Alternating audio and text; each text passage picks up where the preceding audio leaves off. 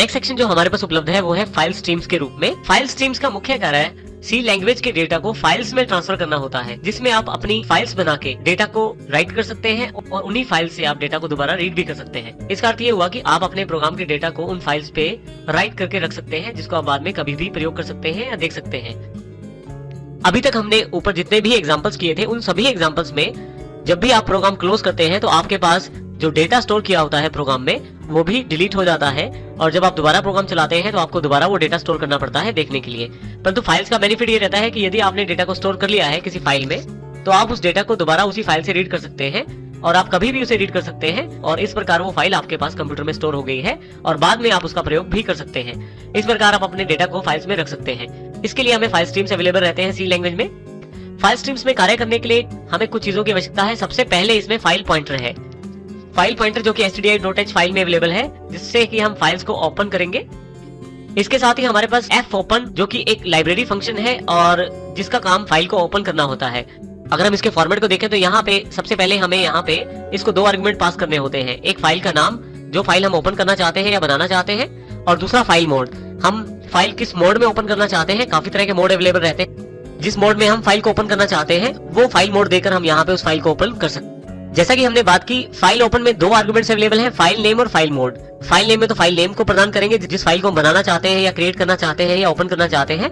File mode में हम उस फाइल को किस प्रकार किस मोड में ओपन करना चाहते हैं ये जानकारी देंगे। हमारे पास जो फाइल मोड्स हैं वो इस प्रकार उपलब्ध है। सबसे पहले आर मोड है, इसका अर्थ है कि आप फाइल को रीड करने के लिए खोलना चाहते हैं रीडिंग मोड में। दूसरा हमारे पास जो मोड उपलब्ध है वो डब्ल्यू है, जो कि राइटिंग मोड है, और इसमें यदि फाइल नहीं होती है तो ये आपके पास वहाँ फाइल बना देता है उस नाम से जिसमें आप कंटेंट को राइट करना चाहते हैं। इसका अर्थ ये हुआ कि यदि आपके पास वो फाइल पहले से कंप्यूटर में नहीं अवेलेबल तो इस मोड के साथ उस फाइल को पहले बनाया जाता है और फिर उसको राइट मोड के लिए ओपन कर दिया जाता है, जिसमें आप कुछ भी राइट कर सकते हैं। इसी तरह से हमारे पास अपेंडिंग मोड रहता है, जिसमें आप पहले से उपलब्ध डेटा को अपेंड कर सकते हैं और उसमें कुछ नया डेटा भी रख सकते हैं। इसी तरह से बी जो मोड रहता है वो बाइनरी फाइल मोड के लिए रहता है। इसमें खास बात ये रहती है जो डेटा राइट किया जाता है वो बाइनरी फाइल मोड में किया जाता है। और लास्ट में हमारे पास प्लस मोड अवेलेबल है। यदि हम इसका प्रयोग करते हैं तो रीडिंग और राइटिंग दोनों के लिए, जो पहले दोनों मोड हैं उन दोनों मोड्स के लिए फाइल हमारे पास अवेलेबल हो जाती है, अर्थात उस फाइल पे हम रीड और राइट दोनों कर सकते हैं। किसी भी फाइल को ओपन करने के पश्चात, उसका मोड क्रिएट करने के पश्चात, उसमें डेटा राइट करने के पश्चात फाइनली हमें उस फाइल को क्लोज भी करना पड़ता है।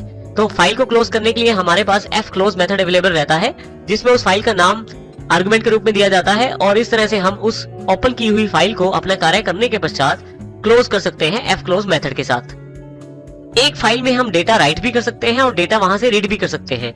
अगर हम किसी फाइल में डेटा राइट करना चाहते हैं तो fwrite फंक्शन का प्रयोग करते हैं। इसमें हमारे पास 3 आर्गुमेंट अवेलेबल हैं। सबसे पहले वो बफर पॉइंटर जिसके द्वारा हमें डेटा राइट करना है, दूसरे नंबर पे किस साइज का एलिमेंट है जो डेटा हमने राइट करना है, और तीसरे नंबर पे उस फाइल की जानकारी जिसके ऊपर हमने डेटा राइट करना है।